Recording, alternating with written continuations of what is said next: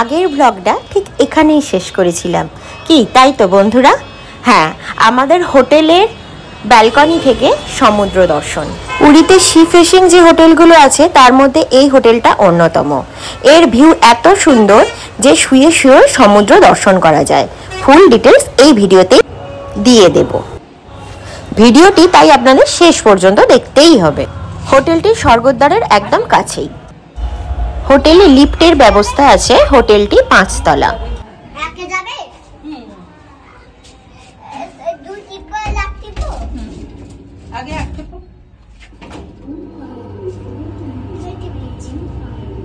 হোটেলে রুম সার্ভিসেরও ব্যবস্থা আছে এবং রুম সার্ভিস খুবই ভালো। হোটেলে কিন্তু ফ্রি ওয়াইফাইও আছে। এবার হোটেলের ফ্রন্ট থেকে আপনাদের হোটেলটা দেখিয়ে দিই। হোটেলের নাম হোটেল নীলাচল। এই হোটেলের খারাপ দিক এবং ভালো দিক দুই আমি কিন্তু এই ভিডিওর মাধ্যমে তুলে দিই। অনেকগুলো ভালোর মধ্যে একটা যেটা মাইনাস পয়েন্ট সেটা হলো হোটেলটা অনেক পুরনো, তাই বেসিক্যালি সব কিছুই পুরনো হয়ে গেছে। সেটা আপনারা ভিডিওটির মাধ্যমেই দেখতে পাবেন। আজ থেকে প্রায় 35 বছর আগে আমার মা বাপি এখানে হানিমুন করতে গিয়ে এই হোটেলে থেকেছিল।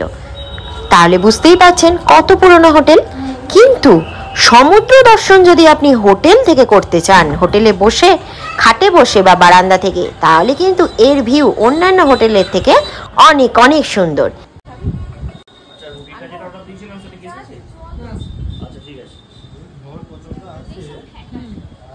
আগেই বলেছি রুম সার্ভিস খুব ভালো আর এনাদের ব্যবহারও খুব ভালো।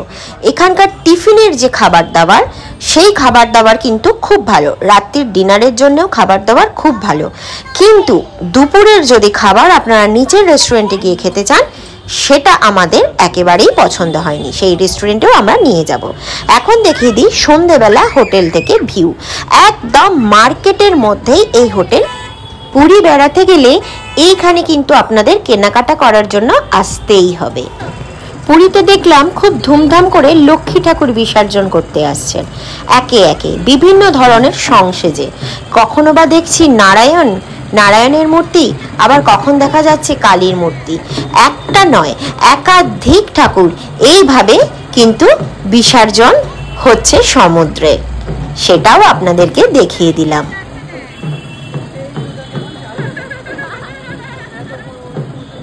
বিভিন্ন ধরনের সংসেজে মানুষকে আনন্দ দেওয়ার চেষ্টা করছে। এটা বেশ নতুন ধরনের কিছু একটা দেখলাম, আমাদেরও ভীষণ ভালো লাগলো। এই দেখুন এখানে আবার কে দাঁড়িয়ে আছে। হোটেল থেকে ডান দিকে যে রাস্তাটা চলে যাচ্ছে সেটা স্বর্গদ্বার যাওয়ার রাস্তা, আর সেখান থেকেই আর একটা রাস্তা চলে গেছে আরও ডান দিকে, সেটা হলো জগন্নাথ মন্দিরে যাওয়ার রাস্তা।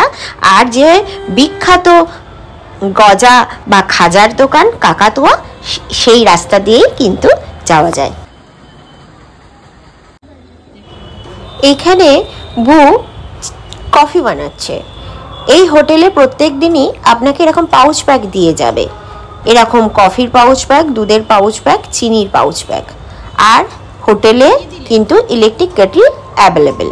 সেখানে আপনি নিজের চাটা নিজেই বানিয়ে খেয়ে নিতে পারবেন।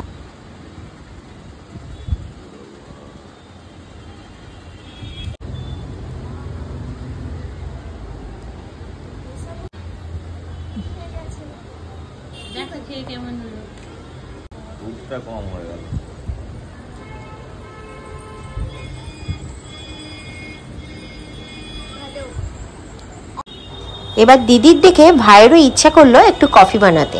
বাস শুরু হয়ে গেল কফি বানানো।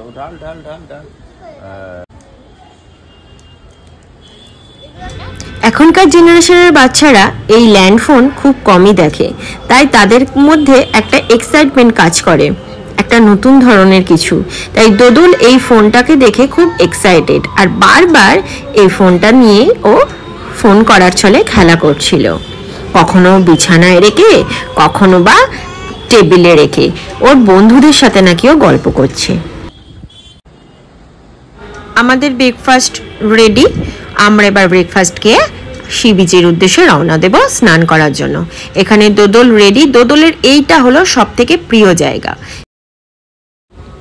এটা হলো হোটেলের রিসেপশন প্লেস আর ওয়েটিং প্লেস। এবার আপনাদের আমি নিয়ে যাব হোটেলের রেস্টুরেন্টে। এই হোটেলের একটা নিয়ম আছে, আপনি যদি রুম সার্ভিসের মাধ্যমে খাবার নেন তাহলে আপনাকে 10% এক্সট্রা চার্জ দিতে হবে। তবে আগেও আমি এই কথাটা আবারও বলেছি, এই হোটেলের দুপুরের খাবার দাবার আমাদের মোটেও পছন্দ হয়নি। প্রথম যেদিন এই হোটেলে এলাম একমাত্র সেই দিন দুপুরবেলায় কিন্তু আমরা এই হোটেলে রেস্টুরেন্টে খাওয়া দাওয়া করেছিলাম। তারপর কিন্তু আমরা অন্য হোটেল থেকে খাচ্ছি। আমরা বাইরের যে হোটেল থেকে খাবার খাচ্ছিলাম অত্যন্ত সুস্বাদু, সেই হোটেলের ডিটেলসও আমি আপনাদের সামনে নিয়ে আসব এর পরের ভ্লগে। পুরী গেলে অবশ্যই আপনারা একদিন হলেও ওই রেস্টুরেন্টে কিন্তু খাবেন, তাহলেই বুঝতে পারবেন খাবার কতটা সুস্বাদু।